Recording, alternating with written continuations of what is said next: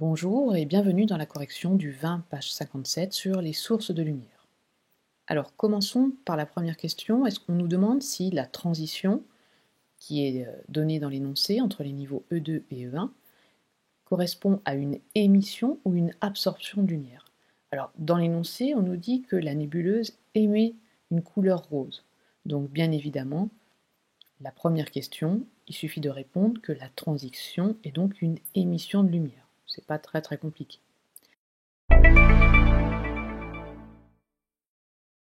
Deuxième question, par contre, il faut représenter cette transition sur le diagramme.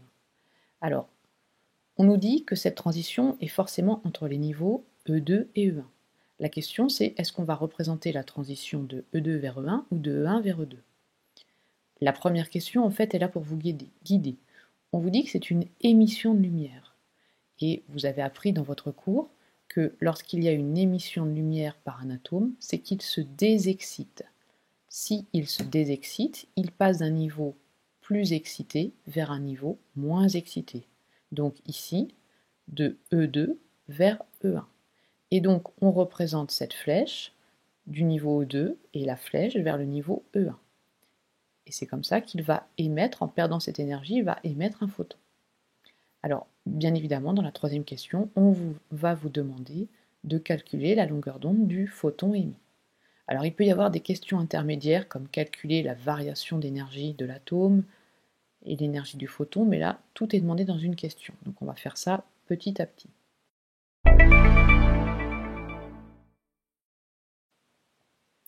Alors, commençons par indiquer que l'énergie du photon émis est égale à l'énergie perdue par l'atome lorsqu'il se désexcite, ce que je note delta énergie atome. Delta veut dire variation. La variation entre les niveaux E2 et E1. Par définition, la variation en physique, c'est le niveau d'arrivée moins le niveau de départ. Alors on prend la valeur absolue parce qu'on veut une valeur positive. Donc E1 moins E2 en valeur absolue. Je remplace par les valeurs moins 3,40 moins 1,51, ce qui me fait 1,89 unités électron-volt, puisque les diagrammes d'énergie sont en électron-volt. J'en déduis donc que l'énergie du photon émis est égale à 1,89 électron-volt. Alors ça ne suffit pas, on me demande la longueur d'onde. Donc à partir de l'énergie du photon, je vais essayer de chercher la longueur d'onde. Donc continuons. Nous avons appris dans le cours que l'énergie d'un photon est égale à hc sur lambda. Alors attention, cette formule, et comme toutes les formules en physique, il faut la prendre avec les unités. L'énergie du photon doit être en joules. Lambda doit être en mètres, c, la vitesse de la lumière, en mètres par seconde. H est la constante de Planck, on vous donnera toujours la constante de Planck dans la bonne unité, c'est-à-dire joules seconde.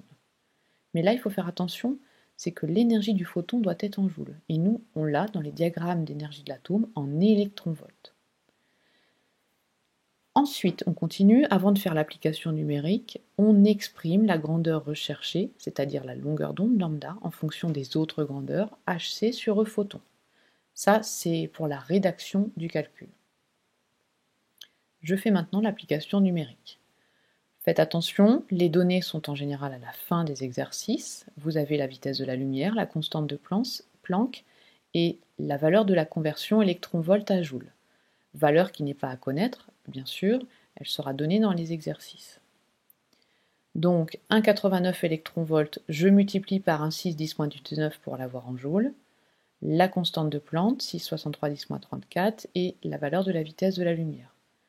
Faites attention, essayez de faire ce genre de calcul à la calculatrice tout de suite et non le jour du devoir. Et on trouve donc une valeur de longueur d'onde en mètres.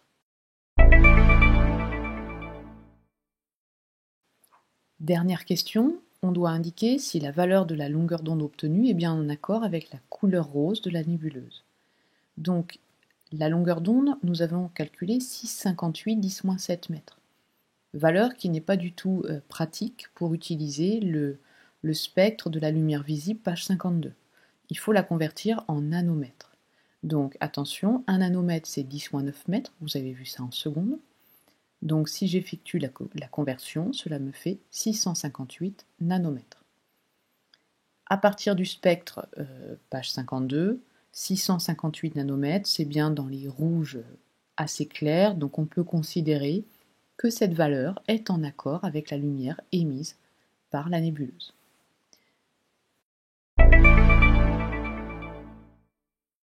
À ne pas commettre dans ce genre d'exercice très classique.